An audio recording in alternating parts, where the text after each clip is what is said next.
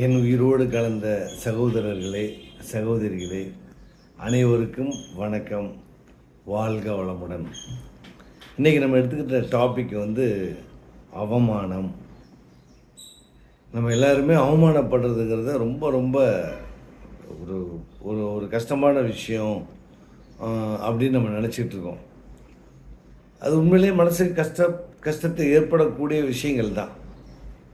இதை பற்றி சொல்லுறதுக்கு முன்னாடி என்னோடய அனுபவத்தை நான் சொன்னால் நல்லாயிருக்கும். 1983 அந்த என்னோடய ஸ்கூல், தாத்தா கட்டின ஸ்கூலில் கரஸ்பாண்டண்ட்டாக ஜாயின் பண்ணுறேன்.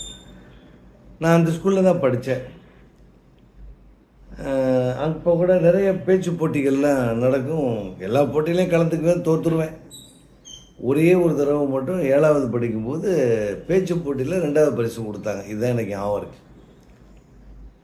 இப்போ அந்த ஸ்கூலுக்கே கரஸ்பாண்டன்ட்னா எனக்கு மீட்டிங்கில் நான் பேசணும்.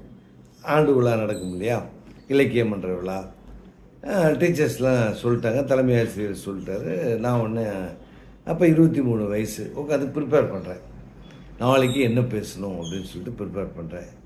அதை எழுதி வச்சுக்கிட்டு ஸ்டேஜில் போய் உட்காந்துருக்கோம். எனக்கு டைம் கொடுக்குறாங்க.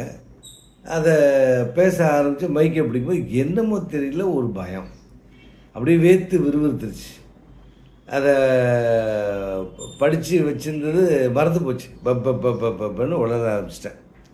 அப்புறம் இப்படியே தட்டு மாதிரி அந்த பேப்பரை படிச்சிட்டேன்.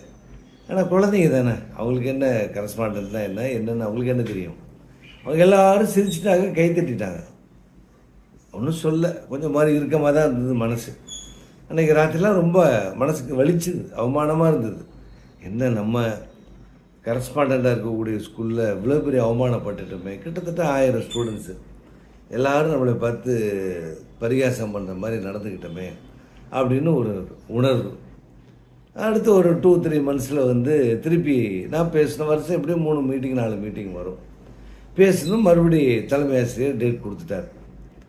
இந்த தடவை நான் என்ன பண்ணேன் அப்படின்னா, அங்கே போய் அந்த பிள்ளைங்க மத்தியில் அப்போ எனக்கு அந்த வலிக்கும்போது தோணின விஷயம், சிந்தனை, எப்போ இந்த பிள்ளைங்களால் அவமானப்பட்டோமோ, பிள்ளைங்கள் என்னால் தான் நான் அவமானப்படுறேன், பிள்ளைங்களுக்கு முன்னாடி நம்ம அவமானப்படுற மாதிரி நடந்துக்கிட்டோமோ, நம்ம அதே பிள்ளைங்க கைத்தட்டி நம்ம பேச்சை பாராட்டணும் அப்படின்னு எனக்கு ஒரு உணர்வு, ஒரு வெறி மனசுக்குள்ளே உதயமாச்சு. அப்போ அடுத்த மீட்டிங் வரும்போது அதை எழுதி என் வீட்டு கண்ணாடி முன்னாடி நின்று நானே எனக்குள்ள ரிஹர்சல் பார்த்து பல நாள் அதை